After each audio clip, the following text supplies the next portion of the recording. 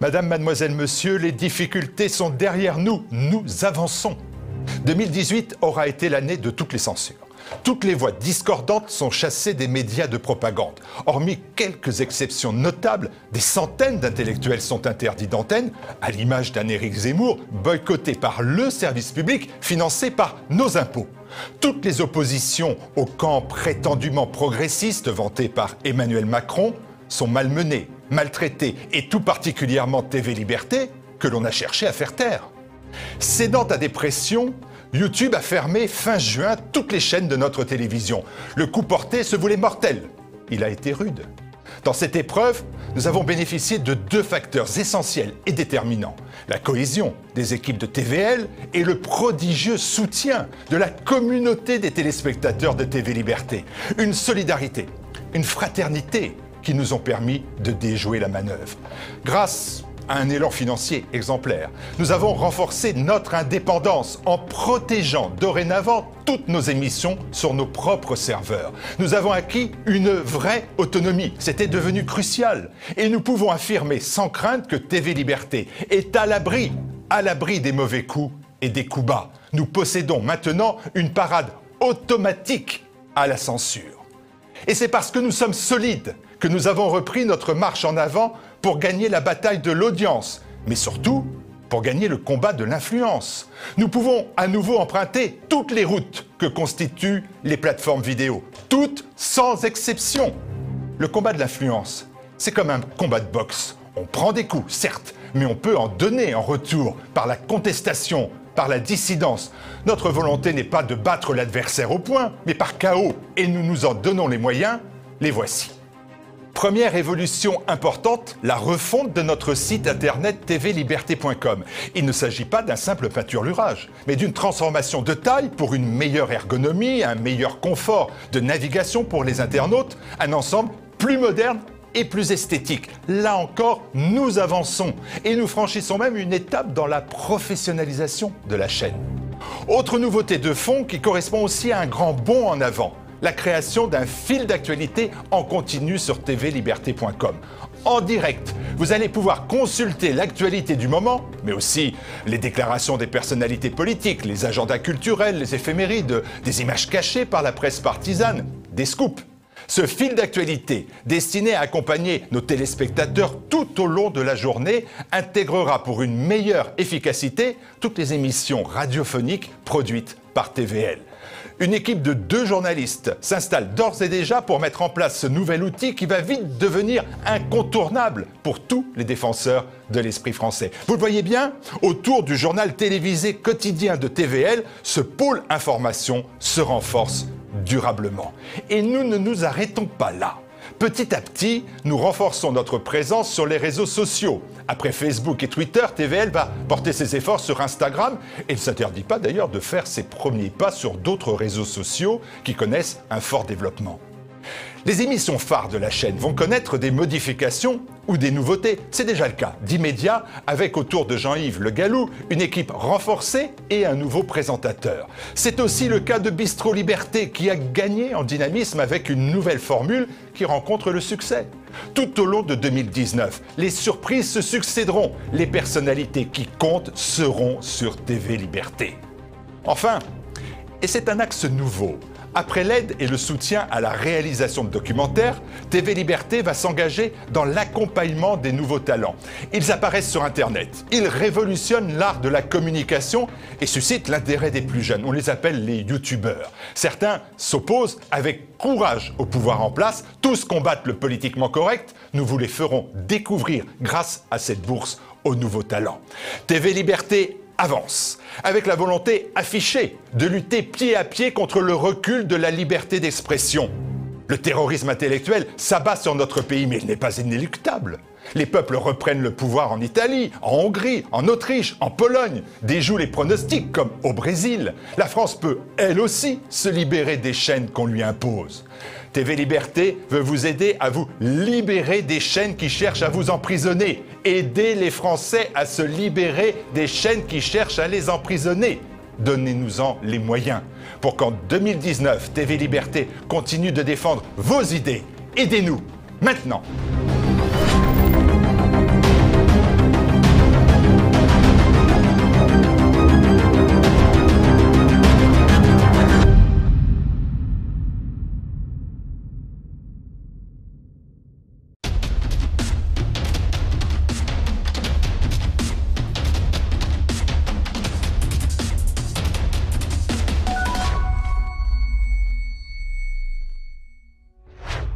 Bonjour à tous et bienvenue dans ce nouvel immédiat largement consacré au mouvement des Gilets jaunes. Avec moi pour commenter l'actualité médiatique de la semaine, Jean-Yves Le Gallou. Bonjour Jean-Yves. Bonjour Nicolas. Après une mobilisation extrêmement importante, les Gilets jaunes annoncent une grande manifestation à Paris ce samedi. Cette France enracinée semble intriguer et même inquiéter de nombreux journalistes. Au point de tenter de diaboliser le mouvement ? Avec les Gilets jaunes, les journalistes parisiens découvrent la France périphérique. Cette France blanche, européenne, que certaines autorités médiatiques et politiques voudraient voir en moins grand nombre dans les médias. Mais cette France-là fait de la résistance. Politiquement et médiatiquement, le pacte de l'ONU pour les migrations est âprement discuté dans de nombreux pays d'Europe. En France, le traitement médiatique semble minimal, à l'exact inverse des enjeux démographiques. Et bien entendu, vous retrouverez le zapping et les tweets de la semaine.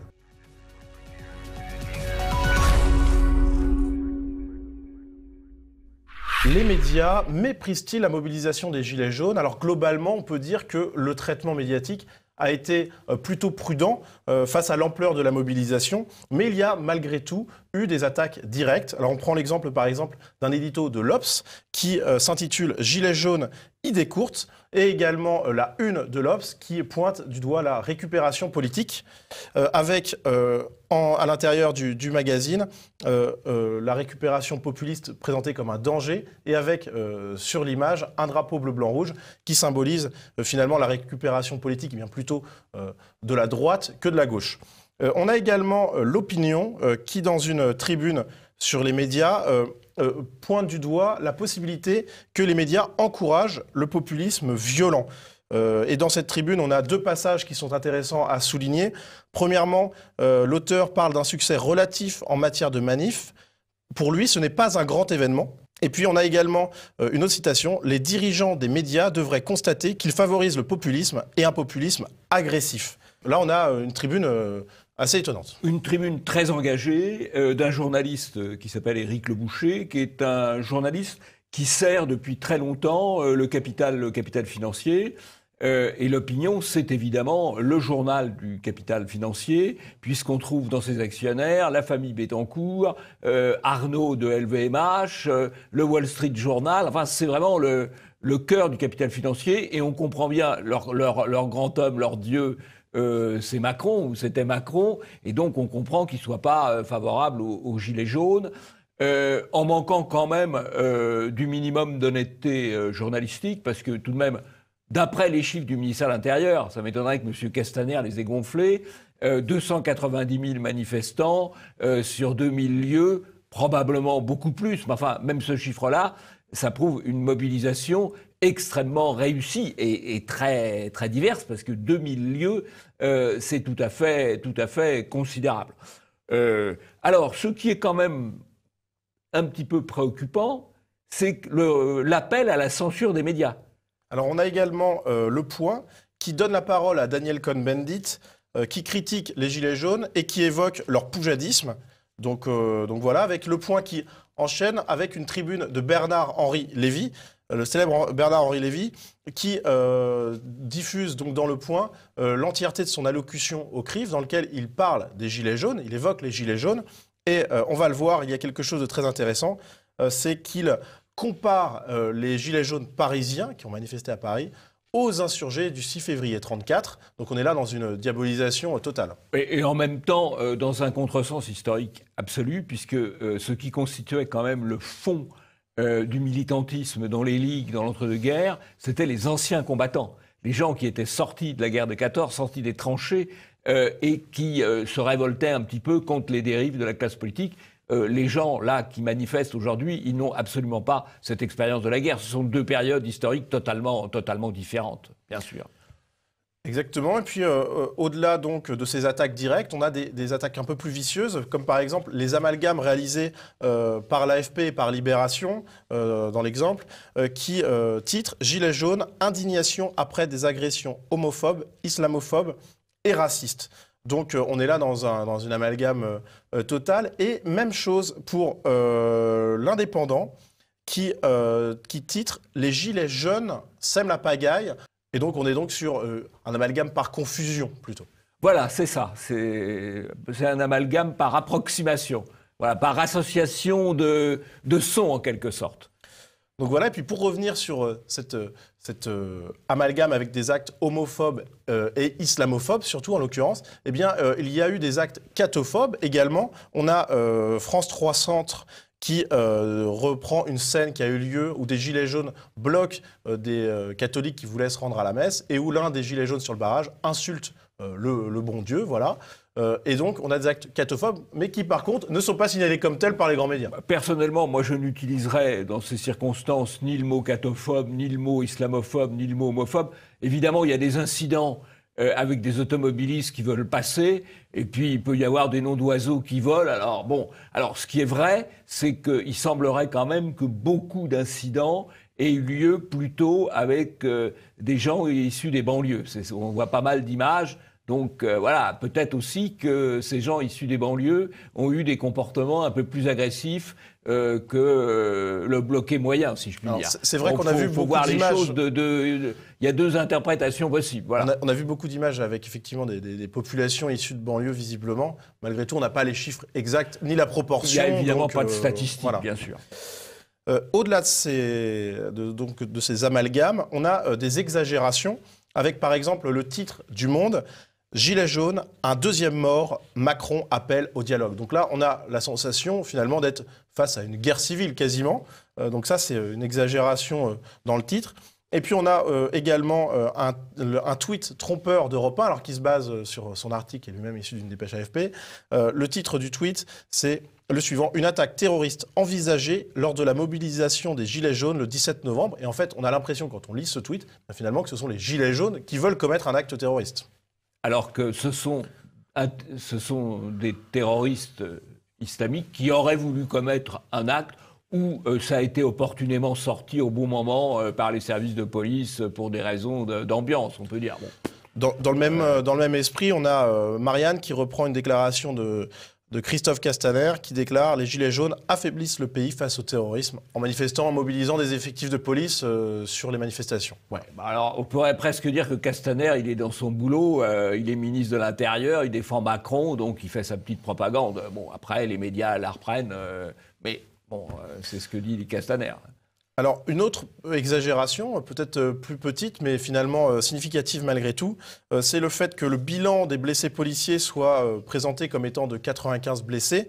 Sauf que quand on creuse un peu le sujet, eh bien, on se rend compte que plus du tiers de ces policiers blessés, de ces forces de l'ordre blessés, l'ont été à La Réunion, là où il y a des manifestations violentes de la part d'opposants à Emmanuel Macron. Et puis, c'est pas très précis sur le reste. Exactement. Là aussi, en matière de blessures policières, il y a souvent pas mal de désinformations. C'est assez difficile de faire la part du vrai et la part de l'exagéré, on va dire. C'est vrai aussi, d'ailleurs, parfois pour les manifestants, où il y a parfois aussi un peu d'exagération. Ça fait partie des règles du jeu dans ce genre d'affaires. Et puis, il y a également un cas de censure qui a été soulevé, potentiel, qui a été soulevé par les Gilets jaunes, celui de France 3. On va regarder tout de suite la vidéo. Malheureusement, la situation se tend. Cela ne vient pas des manifestants qui sont toujours plutôt bon enfant et des forces de l'ordre. Les policiers les ont menacés de relever leur plaque d'immatriculation pour leur mettre des amendes. Et puis, derrière moi, les CRS sont arrivés avec leurs matraques et leurs boucliers. Ils se sont mis en ligne et menacent maintenant de charger les Gilets jaunes. Au revoir, à ce soir. On reviendra bien sûr sur ces informations. Et donc, ce cas de censure potentielle a été soulevé par les Gilets jaunes et immédiatement décrypté par Quotidien. On regarde la vidéo tout de suite. France 3 a réagi en expliquant qu'il devait tout simplement rendre l'antenne pour laisser place au 13h national. Et effectivement, si on regarde la séquence en entier, on voit que le JT se termine juste après. On reviendra bien sûr sur ces informations.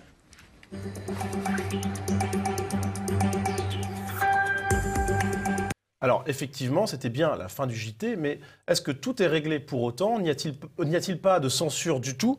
Eh bien, en fait, quand on regarde l'article de Check News sur cette question, eh bien, on se rend compte que tout n'est pas aussi simple. On va regarder deux extraits. Premièrement, la phrase suivante. Les différentes personnes de France 3 interrogées reconnaissent volontiers que la coupure qui met fin au duplex est un peu sèche. Et puis, on a également un autre extrait très parlant.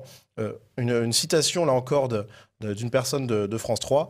En temps normal, on ne coupe pas comme ça, reconnaît la chaîne. Donc on est là face à une nuance très forte de la part de Check News. On est quand même dans un phénomène de censure. On sent que la femme qui tient les manettes est pressée de couper la parole à sa consoeur qui dit des choses qu'elle trouve pas tout à fait convenables, puisque critiquant un peu la police et défendant plutôt les gilets jaunes. Donc ça, c'est pas la ligne manifestement de France 3. C'est pas le seul cas de censure qu'on a eu de ce type.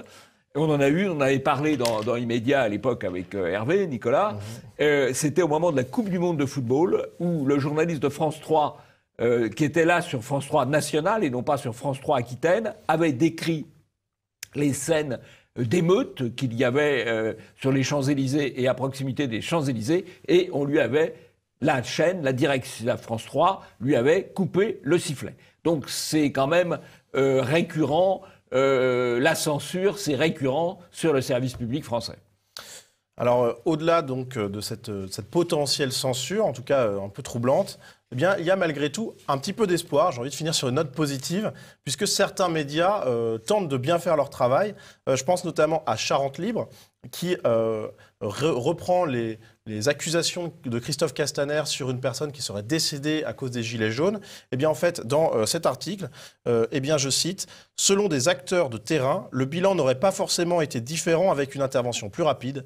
L'octogénaire était en réalité décédé dès le matin. » Donc on a déjà un décryptage critique qui est tout à fait à saluer.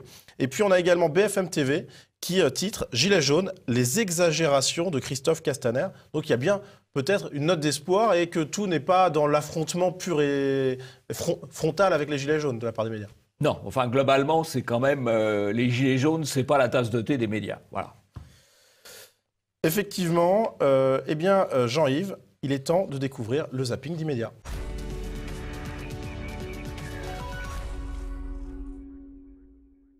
Je sais quelles sont les populations qui sont là, dans ces quartiers. Eh bien, moi, je veux les nommer. Je n'ai pas peur, je n'ai pas honte de le dire. Ce que vous voyez là, c'est la nouvelle France. Ce sont les nouvelles populations. C'est elles qui constituent la patrie aujourd'hui. Pourquoi, finalement, on n'a pas cru ces excuses? Pourquoi j'étais finalement toujours aussi suspect? Peut-être parce que les mots sont trop forts.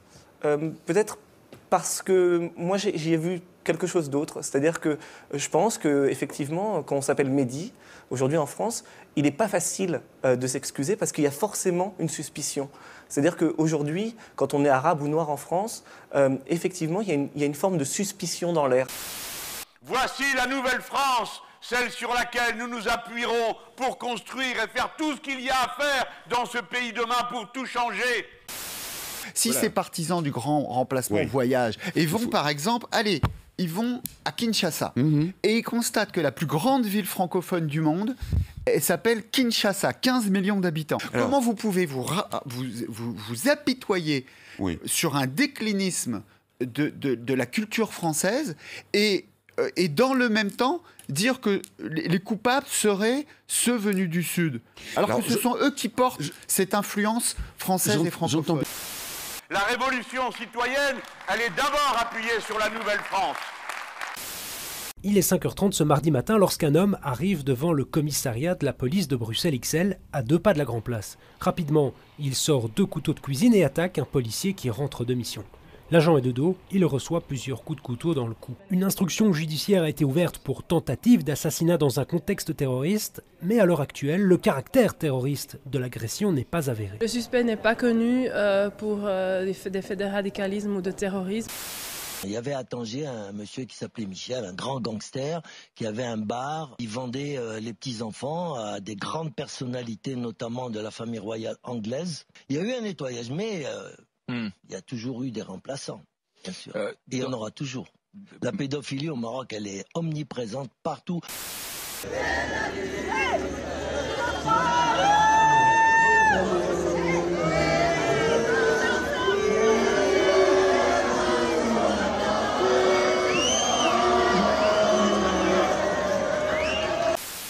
Je Parce que même il y a eu des scandales avec des Français, hollandais, qui venaient se fournir. Sauf qu'on n'a jamais su la vérité, il n'y a jamais eu d'enquête, et ça n'est jamais allé à son terme. C'est juste, ça a juste été basé sur des rumeurs. Attends que les gens meurent. Qui n'ont jamais pu être étayées. Si j'ai bien compris. Parfait, monsieur Lassalle. Ce rappel au règlement sera évidemment inscrit au procès-verbal et vous en subirez les conséquences. Retirez, s'il vous plaît, ce gilet. Monsieur Lassalle.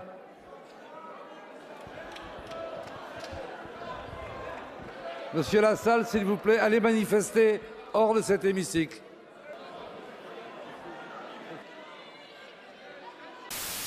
Brune Poirson, pourquoi avoir déplacé l'excédent de 577 millions d'euros du compte d'affectation spéciale transition énergétique vers le budget général, mais sans le flécher vers un accompagnement environnemental? Il s'agit tout simplement d'une technique comptable qui a lieu chaque année. Je crois qu'il ne faut pas trop y lire et extrapoler comme souhaite le faire l'opposition. J'ai beaucoup de respect pour le président de la République, mais il nous a promis le changement. On y est favorable, mais il y a aussi la question de la conduite du changement. Et là, je pense qu'on va aller dans le mur parce que à ne pas écouter finalement la proximité et puis les élus locaux, c'est dangereux. C'est dangereux parce que nous sommes à portée de baffe. Donc on entend ce qui se dit, parfois on se fait disputer gentiment. Les gilets jaunes, on peut en dire tout ce qu'on veut, mais c'est une radicalité sociale qui s'inscrit durablement dans le paysage. Attention de ne pas leur faire un bras d'honneur. Nous avons la chance d'avoir un président de la République qui se moque totalement de ces sondages de popularité. Bon, beaucoup de choses intéressantes dans ce zapping, comme souvent, hein, il faut bien le dire. Alors, Mélenchon, au fond, il nous confirme la thèse du grand remplacement à sa manière, parce qu'il dit la France nouvelle, c'est la France des banlieues. C'est d'ailleurs sans doute une des difficultés de Mélenchon. Pourquoi Mélenchon bute sur la question migratoire? L'analyse de Jérôme Fourquet, de Jérôme Sainte-Marie dans Éléments, c'est assez intéressant. Pourquoi il bute sur la question migratoire, ce pauvre Mélenchon? Parce qu'il a une partie de ses électeurs qui vient des banlieues de l'immigration et qu'il flatte, y compris à Marseille d'ailleurs. Hein. Il faut toujours penser qui vous élit.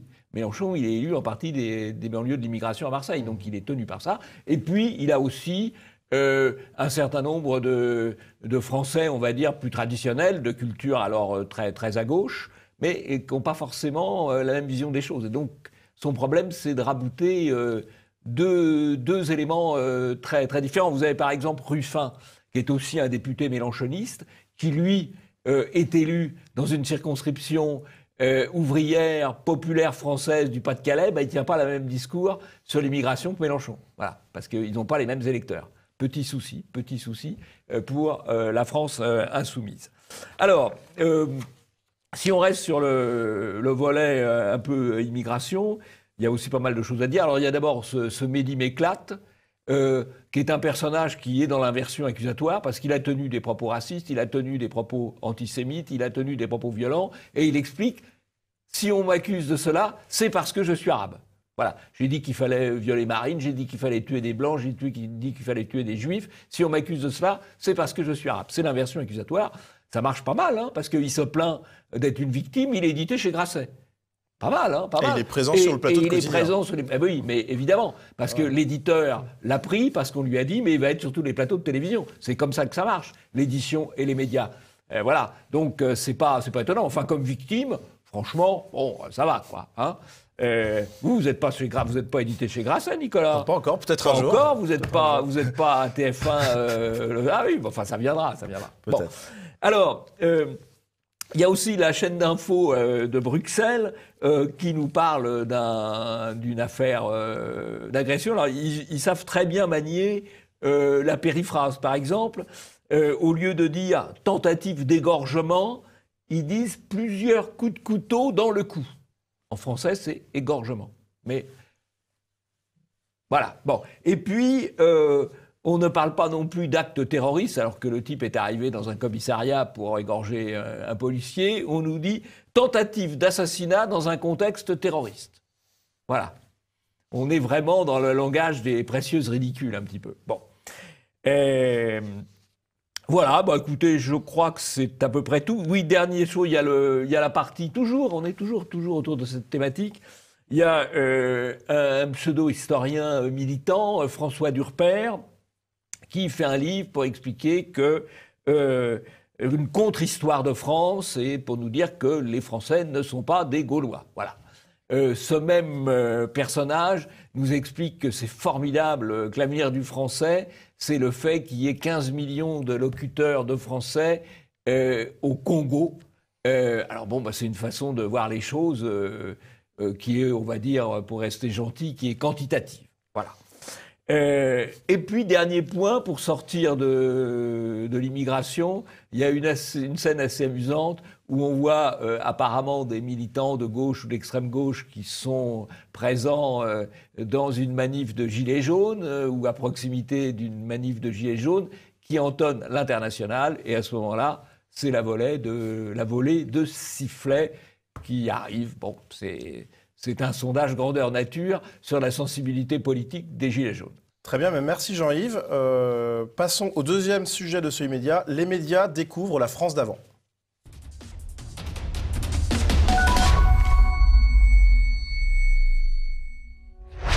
Alors les médias découvrent une France d'avant, une France qu'ils ne connaissaient pas ou ne paraissaient ne pas connaître en tout cas. On va entendre un porte-parole des Gilets jaunes sur BFM TV. Permettez-moi de répondre déjà à M. Gattegno qui dépeint encore une France qu'il ne connaît pas bien. Et j'ai l'impression que certains chroniqueurs, certains journalistes, avec tout le respect que j'ai pour votre profession, eh bien, ne font qu'être la caisse de résonance de certains éléments de langage du gouvernement. Il est très bien ce gilet jaune, il pose bien les problèmes. Bon, il dit tout le respect qu'il doit aux journalistes. Là, je pense qu'il s'avance un petit peu. Mais enfin, il va pas tarder à le perdre, je pense. En tout cas, il parle donc de journalistes qui ne connaissent pas la France. Alors, est-ce que c'est finalement une France blanche, une France européenne dont on parle? Eh bien, en tout cas, c'est l'avis de plusieurs journalistes, notamment par exemple de Éric Zemmour. Il y a cette France périphérique qui a à la fois un problème économique et social et un problème identitaire. C'est la France blanche, c'est la France de la petite classe moyenne. Et Éric Zemmour n'est pas le seul à penser cela, puisque Yvan Rioufol déclare sur la chaîne LCI « On est en train de criminaliser une France trop française, trop blanche, trop enracinée ». Et même constat de la part de Pascal Praud, on l'écoute. Et il y a, pour tout dire, même ce débat dans les rédactions, il y a beaucoup d'électricité sur le thème. Vous donnez la parole à tout le monde, la colère du peuple, vous tendez vos micros. Allez, je vais le résumer, je vais dire aux beaufs. Exactement. C'est-à-dire que c'est la France blanche, c'est les beaufs, et on ne veut pas les entendre. Alors c'est intéressant ce que dit Praud, parce qu'il décrypte les choses, il décrypte notamment la censure de fait des journalistes, ou en tout cas la pression pour ne pas parler trop de cette France-là qu'ils n'aiment pas parce que eux sont liés à leurs employeurs. C'est quand même la France de la superclasse mondiale, la France des lobbies, la France des banques, et qu'ils aiment bien les banlieues par ailleurs. Donc la France périphérique, c'est pas leur tasse de thé à ces braves journalistes. Et comme un écho à ça, eh bien, on a Bruno Jeudi qui, sur Twitter, déclare « Attention à passer à côté de la nature profonde de la colère des Gilets jaunes. Les grandes villes sont restées à l'écart, mais jamais il n'y a eu autant de manifestants dans les petites et moyennes villes. La révolte de la white middle class, donc la classe moyenne blanche. » Alors, je serais tenté de donner un petit coup de chapeau à Bruno Jeudi, parce que c'est un journaliste quand même qui a fait une très belle carrière, aux Parisiens notamment, mais aussi dans d'autres organes de presse, là, qui est actuellement à la tête de Paris Match, et qui dit quand même les choses. Voilà. Donc c'est plutôt pas mal. Et puis on a également un article du Figaro, de quoi le gilet jaune est-il le symbole, qui décrit les gilets jaunes comme des personnes enracinées. Donc on est là sur une vision de la France qui est finalement peut-être cette France d'avant, cette France... La France d'avant, c'est une expression de Sarkozy, qui préparait un petit peu la France d'après, plus métissée. Oui, là, c'est un peu la revanche de la France, on pourrait dire la France profonde aussi. On dit la France périphérique, vous dites la France d'avant. C'est encore la France d'aujourd'hui. C'est encore la France majoritaire aujourd'hui. Parce que, bien sûr, le grand remplacement est à l'œuvre, puisque 40% des naissances sont d'origine africaine ou musulmane, mais dans l'ensemble de la population française aujourd'hui, la France majoritaire, c'est encore celle-là. Et elle va peut-être prendre conscience de sa force. Alors la question qui se pose, c'est est-ce que c'est une France qui n'aime pas les journalistes?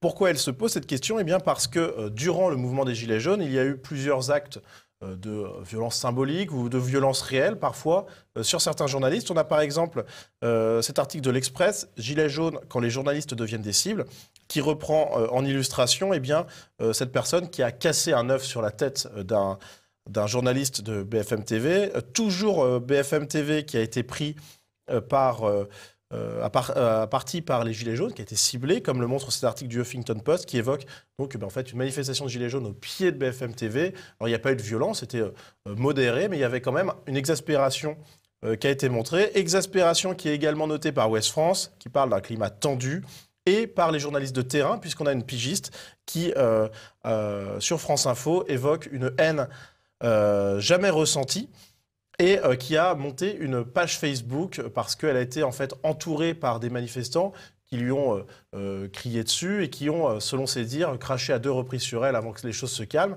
Et traumatisée, elle a donc monté une page Facebook qui s'appelle, je crois, Paye ton journaliste, qui a vocation à réunir tous les témoignages de journalistes qui se sont sentis agressés. Alors, je pense qu'il y a effectivement une certaine hostilité vis-à-vis des journalistes qui est diffuse dans l'opinion française, dans l'opinion européenne en général d'ailleurs, hein, puisqu'il y a les mêmes phénomènes qui se passent en Italie ou en Allemagne. Pourquoi ? Parce que les journalistes, dans leur ensemble, sont engagés contre ce que peuvent représenter les Gilets jaunes, ce que peuvent représenter les gens qui veulent moins d'impôts, moins d'immigration. Ils sont engagés et ils sont dans une logique de, quand même, sinon de censure, du moins de minoration. C'est ce que nous a dit de manière très claire Pascal Praud en disant on débat dans la rédaction, est-ce qu'on doit en parler? Vous avez l'article qu'on a cité tout à l'heure de l'opinion où on disait mais il faut surtout pas en parler. Donc les Gilets jaunes, ils ressentent ça. Ils ressentent quand même cette hostilité et donc ils la traduisent aussi à leur manière. C'est pas nouveau. Les journalistes, ils sont dans un camp. Voilà. Ils sont dans un camp idéologiquement. Ils servent, en gros, la France des minorités financières, des minorités religieuses, des minorités ethniques. Bon, eh bien, évidemment, là, c'est la France de la majorité, on peut dire, qui se révolte. Donc, effectivement, il y a forcément un conflit. Et je crois que cette manifestation des Gilets jaunes est assez intéressante parce que finalement, on a une France concentrique. Au centre, on a l'hypercentre, les plus riches, les plus à l'aise, qui payent très peu d'impôts parce qu'ils ont la possibilité, ils ont beaucoup de techniques pour ne pas payer d'impôts. Y compris d'ailleurs les très grandes entreprises qui ne payent pas non plus d'impôts puisqu'elles les délocalisent. Ça, c'est la France des hypercentres. Et puis ensuite, il y a la France des banlieues. Là, c'est plutôt les banlieues d'immigration. Ça, c'est ceux qui touchent un petit peu les impôts des autres, sous forme de redistribution sociale. Et puis, à la périphérie, il y a la France périphérique, il y a les Gilets jaunes, qui payent les impôts que les uns ne payent pas, et pour les aides sociales que d'autres touchent. Donc, qui finissent par se révolter et bouger, ça peut quand même se comprendre. Et là, les journalistes ne font quand même pas preuve de beaucoup de compréhension vis-à-vis de ce mouvement, en tout cas pas d'empathie. Très bien, Jean-Yves, merci. Passons donc au tweet de la semaine.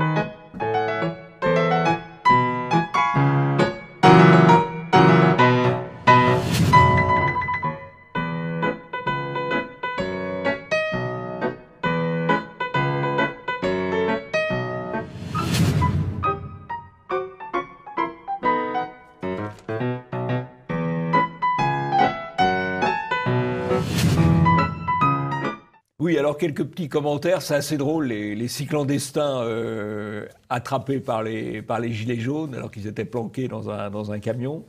Ça prouve qu'ils doivent circuler absolument partout, tout le temps. Hein, voilà ce que ça illustre. Petit commentaire assez drôle, il y a une manifestation très poussée par les médias, on verra combien il y a de monde, contre les violences faites aux femmes. Alors là c'est quand même superbement choisi. Le lieu de la manifestation, c'est la place de la Madeleine, donc c'est gentil, c'est pas trop grand. C'est à 14h30 à samedi, donc il n'y a pas besoin de se lever de bonne heure. Alors je crois que le même jour, les Gilets jaunes donnent rendez-vous à 6h, place de la Concorde. 8h, pardon. À 8h, place de la Concorde. Donc on voit que c'est pas tout à fait le même monde. Et puis entre nous, manifester contre les violences faites aux femmes, est-ce que c'est à Paris qu'il faut le faire ou est-ce que c'est à Saint-Denis, en Seine-Saint-Denis qu'il faut le faire? Là, ce sera un peu plus sportif. Hein. Donc là, on se met bien dans le petit quartier, bien pépère. Voilà. Alors là, je peux déjà annoncer que c'est une manifestation, je ne sais pas combien ils seront, quelques centaines, peut-être quelques milliers. Ils vont être très bien couverts par les médias. Vous voyez, c'est une prophétie assez facile à réaliser. Alors, par contre, il y a une série d'informations plus inquiétante. Plus inquiétante. D'abord, il y a une promotion de Saint-Cyr qui a été débaptisée. C'est une avancée du politiquement correct incroyable. Elle a été débaptisée. Les élèves officiers avaient pris comme nom celui de Lustono Loaco, qui est un grand résistant du début en plus. Il n'a pas attendu 42, 43 pour résister. Il a résisté dès la fin 40.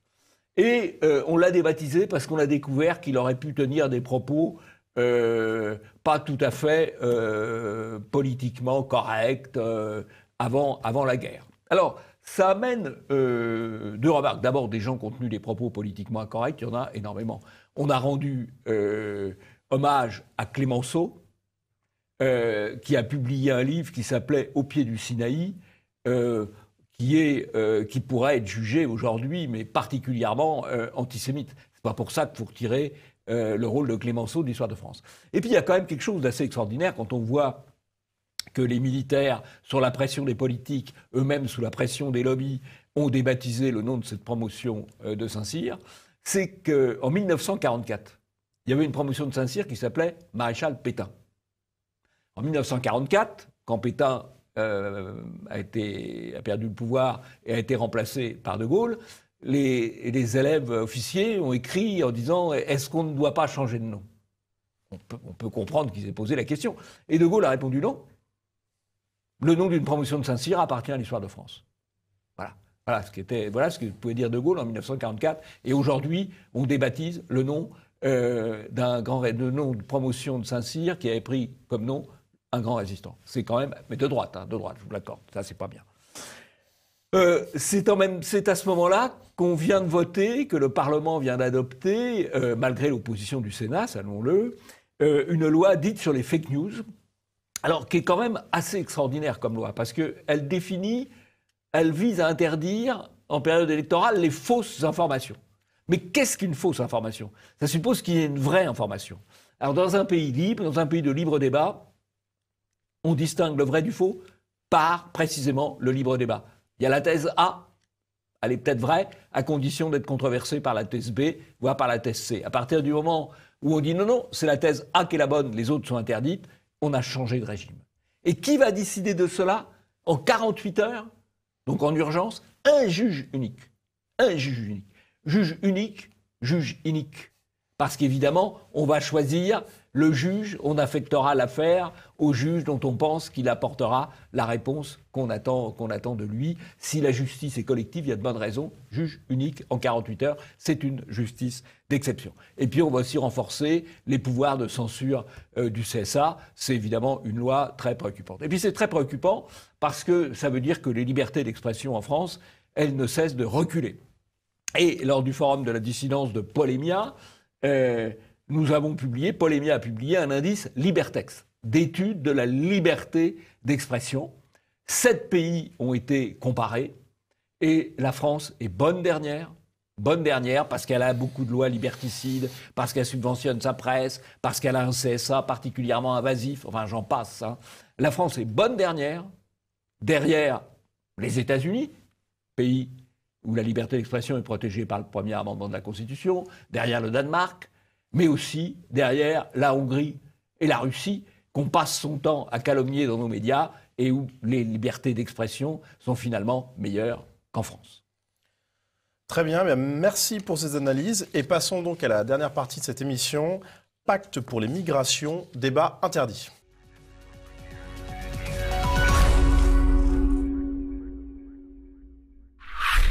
Alors, qu'est-ce que le pacte pour les migrations de l'ONU ? Eh bien, réponse avec Guillaume Roquette, directeur de la rédaction du Figaro Magazine sur la chaîne LCI. Il y a une conférence intergouvernementale qui est prévue le mois prochain. Ça va se passer à Marrakech. Et les États sont invités à voter un pacte mondial sur les migrations qui, en gros, je vous la fais court, dit les migrations, c'est inévitable, autant faire en sorte qu'on les organise le mieux possible. Et là, l'ONU ne fait pas du multilatéralisme, il fait de la politique. Et à mon avis, ce n'est pas sa mission. D'ailleurs, il y a un grand nombre d'États, et pas seulement les États-Unis, qui ne signeront pas ce pacte. Alors, comme le dit Guillaume Roquette, eh bien, il y a de nombreux pays qui se retirent de ce pacte. On a par exemple les États-Unis, la Hongrie, la Bulgarie, la Pologne, l'Autriche, la République tchèque ou bien encore Israël. Et puis, on a des débats houleux dans plusieurs pays européens, comme par exemple en Slovaquie, en Suisse, où le Parlement va devoir se prononcer avant que le gouvernement puisse apposer sa signature, et ça sera donc après la réunion de Marrakech.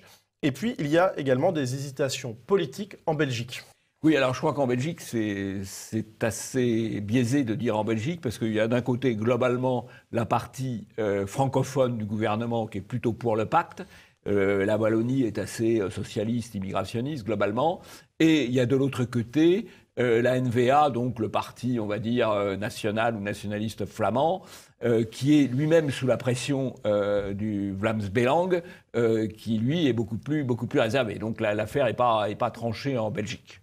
Alors, ce qu'il est intéressant de noter sur cette question du pacte pour les migrations de l'ONU, eh bien, c'est qu'il y a un traitement médiatique qui est très différent en France de celui du reste de l'Europe. Alors pour cela, on va se concentrer sur l'Allemagne, où il y a des médias qui sont finalement assez peu enthousiastes. On va le voir tout de suite avec cet article du Die Welt, dont le titre est « Les États signataires créent des attentes chez ceux qui souhaitent migrer ». Donc on a déjà une nuance importante, une prise de position, et puis prise de position encore plus forte pour le Bild, qui demande carrément au gouvernement d'éclaircir 16 points. Et le titre est là, ces 16 points doivent nous être expliqués par le gouvernement. On est dans une injonction. Et le chapeau, eh bien, il vaut son pesant d'or. Je vais donc vous le lire en intégralité. Jeudi, à partir de 10h, le Bundestag a débattu enfin du controversé pacte mondial. Les critiques craignent que le pacte puisse attirer de nouveaux immigrants et conduire, bien que juridiquement non contraignant, à une immigration massive, à la bureaucratie et à des coûts.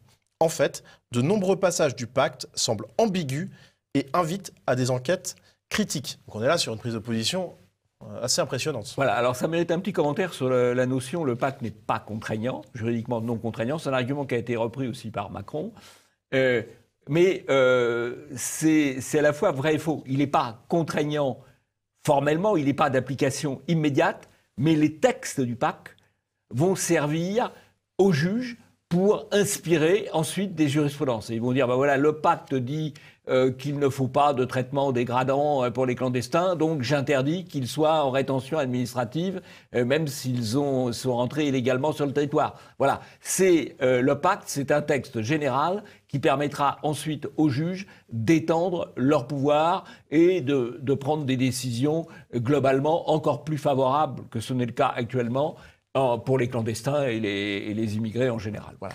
Et donc il y a une ambiguïté sur ce thème de non contraignant. Et par contre, le débat en France, alors... Alors, ce qui est intéressant, c'est que sur ce point-là précis, eh bien, c'est Polémia qui a publié plusieurs articles sous la plume d'André Posokov sur ce pacte pour les migrations. Depuis près de 6 mois. Et qui parle très bien de ce sujet de non contraignant qui, en final, sous le gouvernement des juges, se transforme en fait en Absolument, donc on peut retrouver ça effectivement sur Polémia.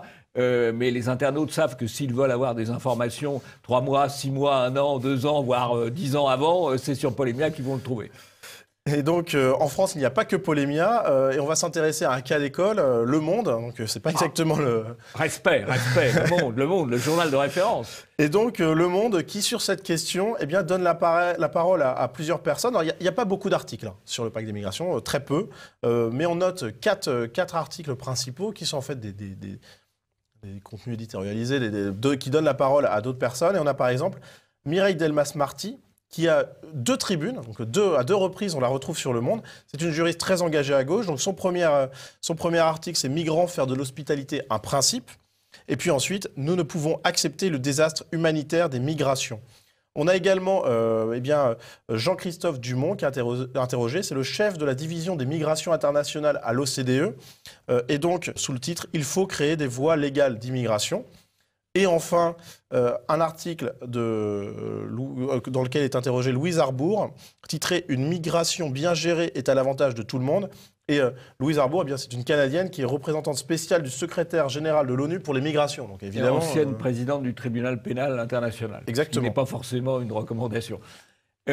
Alors, ce qui est intéressant, si Le Monde faisait un travail d'information, comme d'ailleurs les autres journaux français, il traiterait pour chaque pays, voilà, tel pays a pris la décision de se retirer, voilà les raisons, ou dans tel pays il y a tel débat, voilà les raisons. Ça, c'est de l'information.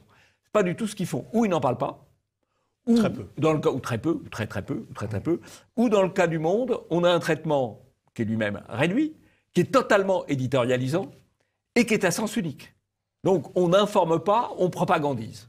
Avec l'argent public, puisque je rappelle quand même que Le Monde touche des dizaines de millions de subventions publiques. Et puis ce qui est intéressant dans cette comparaison entre le traitement européen et le traitement français, c'est vraiment qu'il y a un débat très fort dans certains pays, alors qu'en France, que ce soit médiatiquement ou autre, on n'a pas de débat sur cette question-là. Alors, je crois qu'il y a un vrai déficit démocratique en France.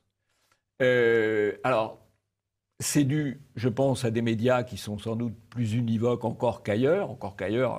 La presse est quand même très contestable aussi.